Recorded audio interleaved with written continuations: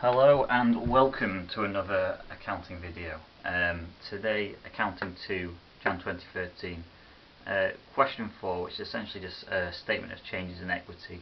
So we're talking about shares, share premium, dividend, revaluation reserves. So basically the bottom half of your balance sheet essentially. So it's very simple if you just break it down. And I find if you break down the shares into the number of shares and the value of them shares, you can't really get anything wrong, I'd say. Just a quick word on recent events.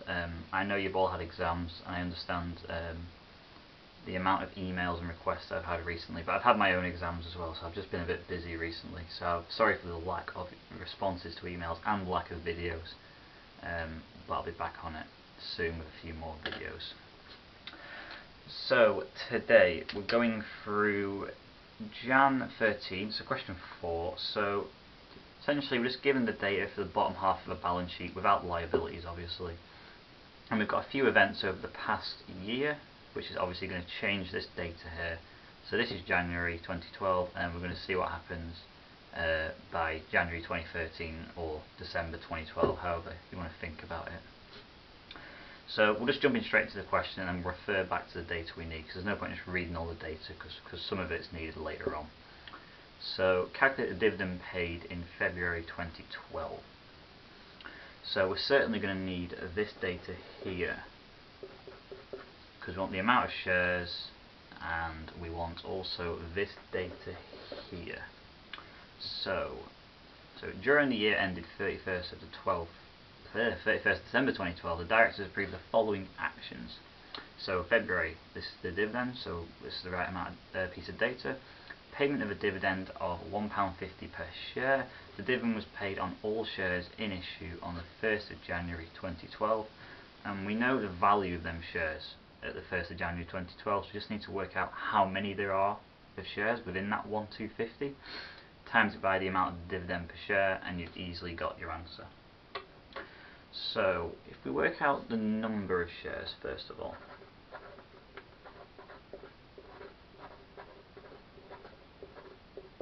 so I'm going to calculate it as 1,250, and then you'll notice how it's 20 pence per share. So obviously there is not 1,250 shares, are there? Because they'd have to be £1 each for that. So what I do is I always just divide it by the decimal. So that represents 20 pence, so if it was 50 pence it'd just be 0.5. If shares were worth £2, you'd just divide it by 2. And notice how this is the book value, or the nominal value, however you want to say it. This is not the market value. This is how much they were sold for originally.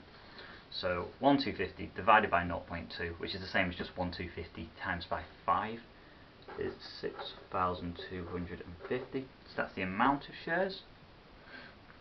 So go back to our information. Payment of a dividend of £1.50 per share. So the dividend, really easy. Number of shares times by the dividend per share equals 9,375. So that's just cash leaving the business to the shareholders. Simple as that, really. So just notice how I've just broken it down to number of shares. I've gone from the value of shares to the number of shares to the value of the dividend. It's as simple as that. So now we want to calculate the value of the bonus issue of shares. So we have some information here in May regarding this bonus issue. So a bonus issue of shares on the basis of 50 new shares for every one existing. So don't read that the wrong way around. So if there was one share in the business, times it by 50, we've got 50 new shares. So 51 in total.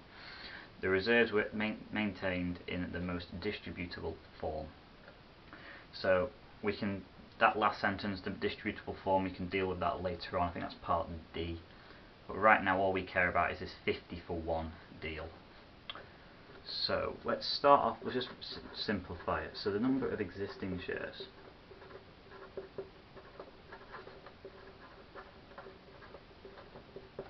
So we've just calculated there are 6,250. So that's our existing. So now we need to calculate the number of new shares. So we've got 6250. So need to times that by 50 because we have 50 for every one that's already existing. So we've got 312, sorry, 500. So it's not finished there though. We've got the value of the new shares. We've got just the number of them. So the value of new shares, 312, 500 times by 0.2, 20 pence, however you want to think about it. That's 62,500. I know I'm labouring it a little bit, I'm just really simplifying it line by line. When you think of it that way, it's very hard to get it wrong, I find, if you just simplify it as much as I am. So, part C, calculate a dividend paid in September 2012, so we've got another dividend. So, we've already dealt with 1 and 3, so that was part B, that was part A.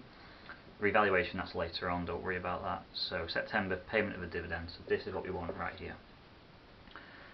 September, payment of a dividend of 30 pence per share. The dividend was paid on all shares in issue on the 31st of August 2012. So we've had this 50 for 1 bonus issue, so it's after that. So we're going to be using the number of shares here. We're not going to be using the original figure because we had the original shares, we've issued some more, and now we pay the dividend on all the shares from the past. As simple as that, really. So what do we need? What data do we need? Well, we need the number of shares again. So this is really simple, but some people might trip up on this. It's going to be the existing shares plus the new shares. Don't forget the existing shares.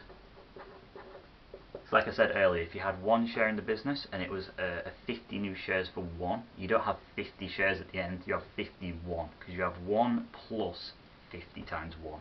So just make it simple for yourself.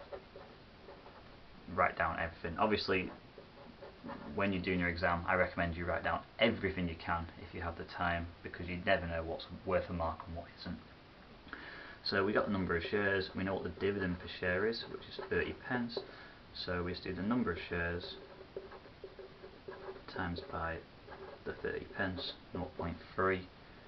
That gives me 95,625.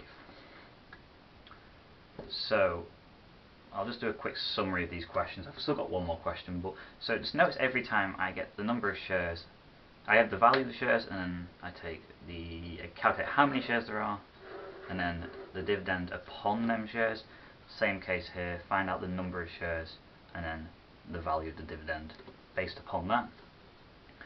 And here we've got number of listing shares, add some more shares, what the value of the new shares. So just really simplify it for yourself. Don't try and rush it, because it's 22 marks and there's no narrative in this. That's brilliant. I know narrative's sometimes the easiest thing to slip up on.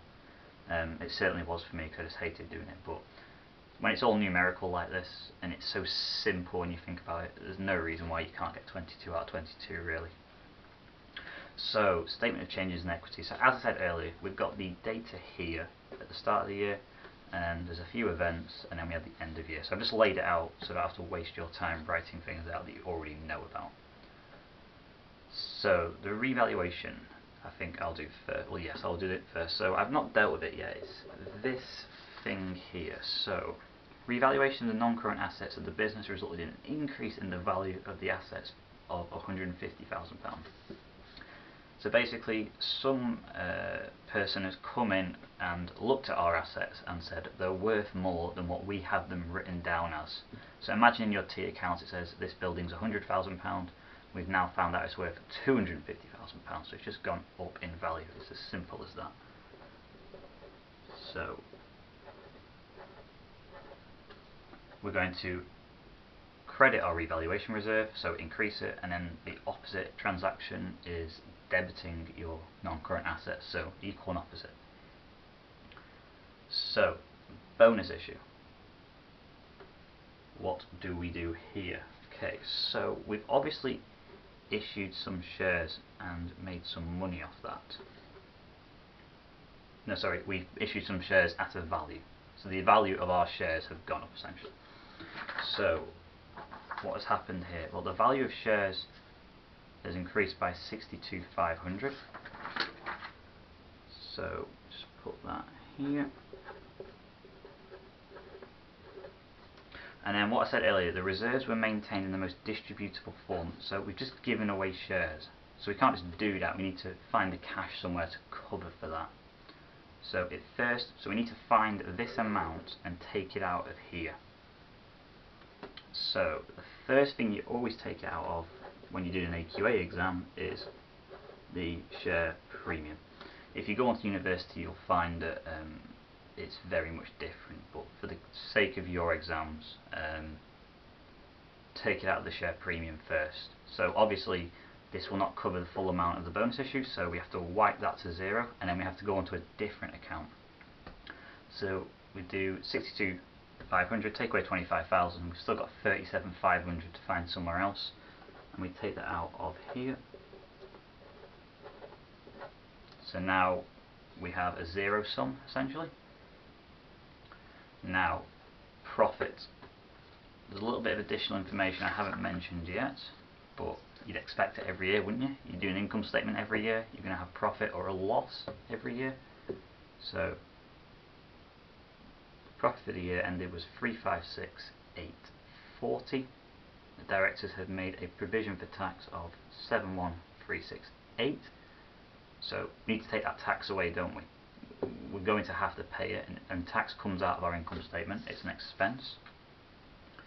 So I've not calculated this in my head, I have just written it down, but essentially we need to, oops a daisy, we're not taking it away, we're adding on our profit from the previous year. I've got that wrong again. So that's 285,472. Sorry about that, that's 285,472. Yeah.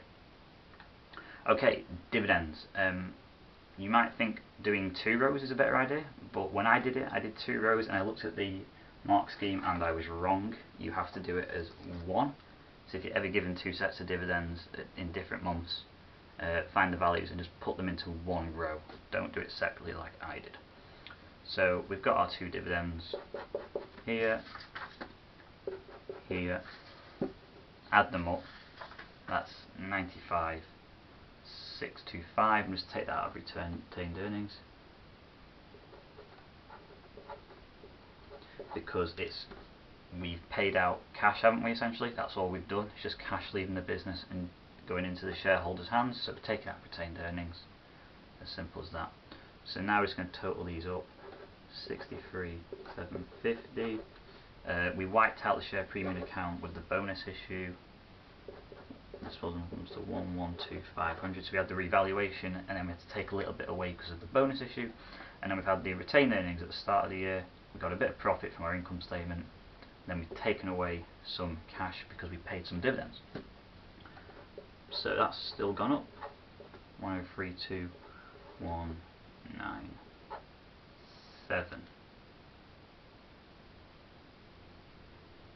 Yep. Okay, so. Oh no, sorry, I've completely made a mistake there. My mistake. I've not even added up the dividend. Sorry, so you need to add up these 2 starred figures. I'm just looking at my notes and they're completely wrong. 105,000. I was looking at it and I was thinking 5 plus 2 minus 5 does not give a 7 at the end of the figure. So I'll go through that again. Start of the year we had our retained earnings 851,725, had some profit with the tax taken away, and then we've taken away all our dividends, both dividends that were paid in February and September. As I said, 1 row, combine the 2 dividends, you get your retained earnings at the end of the year. So that is it essentially, question 4. Really, really easy. I think next video is going to be net present value, and I think some variance analysis. I think I'm not 100% sure. It might be a really simple income statement, but if you've got any questions, please put it in the comments, and I'll see you in the next video.